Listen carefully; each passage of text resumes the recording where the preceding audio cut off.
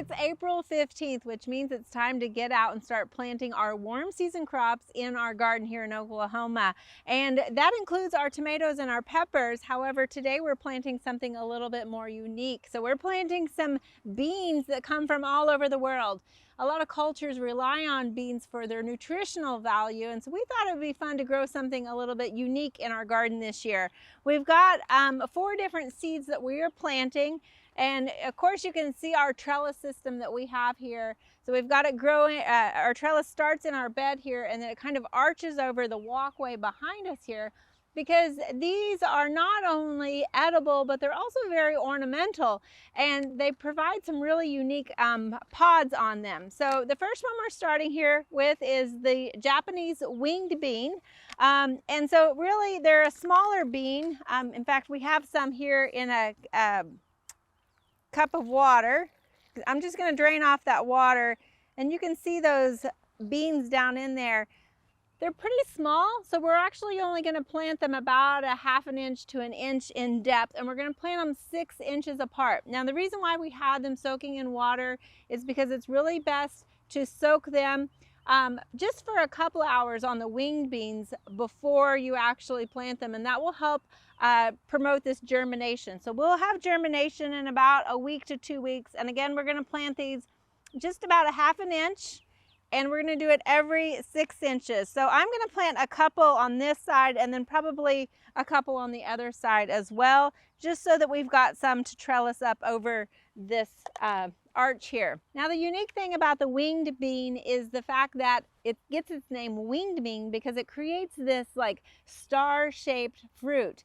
Now this is a day neutral plant, so as long as the temperatures are above 70 degrees, it's going to start flowering, which is quite ornamental. It actually kind of produces these lavender leguminous flowers that sort of have that like sweet pea or almost like a wisteria, a small wisteria sort of flower to it.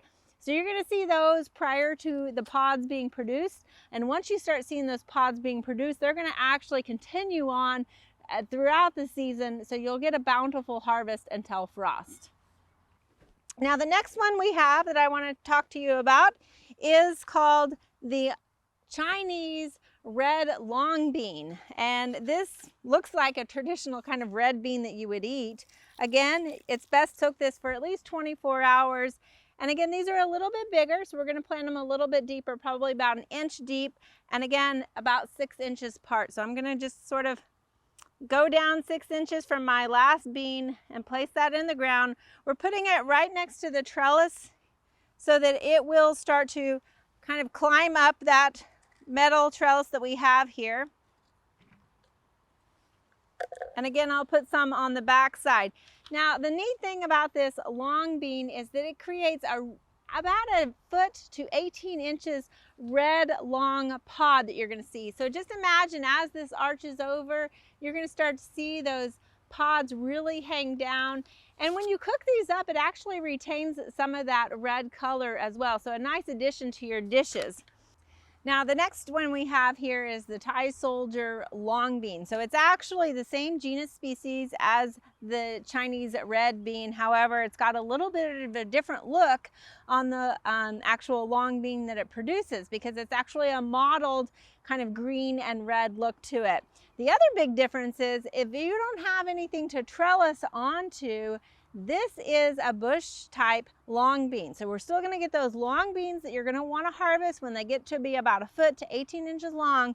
But we're going to plant these here in between where we don't have any trellis because they don't vine. So we don't need it to actually grow on anything. Now again, we've got the beans here that we've been soaking a little bit. So I'm just going to pour that water off. You can see those beans are actually different than the red long beans. Because the red long beans are actually red, whereas these are kind of like black-eyed peas almost, where they have black and white to them. So we're going to plant a few right here. Again, just kind of do them about 1 inch down and about 6 inches apart. So we're just going to plant a couple here along the edges between our trellis. Now the last one we have here to plant is not actually a bean at all, even though it's named the Indian giant snake bean. It does kind of create this long, almost like a pod, but it's not a pod, it's actually a relative of a gourd. So if you cut it open, you can see it's sort of fleshy inside with some seeds in it. Now, what we've got here, again, you want to soak your seeds overnight, the night before, and so we've got those, and you can see the seeds look very different than the bean seeds that we're seeing on the other ones.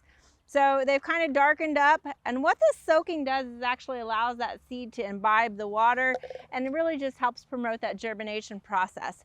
Now these will trellis, so it's almost like a cucumber that you've got to trellis it over. And the big difference though is we're going to definitely space these further apart. So we're going to space them about 2 feet apart. So I've left this whole trellis just for this giant snake bean. However, it is a gourd. So what's going to be neat is we're going to have these crazy gourds growing, hanging down from these trellis. It's really a lime colored gourd. So basically you can see that I've direct sowed all of these in full sun. They need about 12 hours of full sun, so they're going to get plenty of sun as this is south facing. And we're looking forward to how they grow and really showcase those ornamental fruits hanging down over the walkway. One thing that's kind of unique about this is the fact that they are kind of international fruits that you don't find in a lot of vegetable gardens. And that's something that I would encourage you to do and try this season. Of course, we're going to grow tomatoes and peppers, but try to find something new to add to your vegetable garden.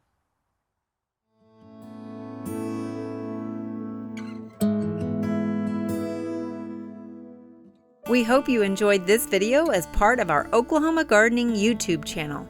You can also find even more videos on the OK Gardening Classics YouTube channel.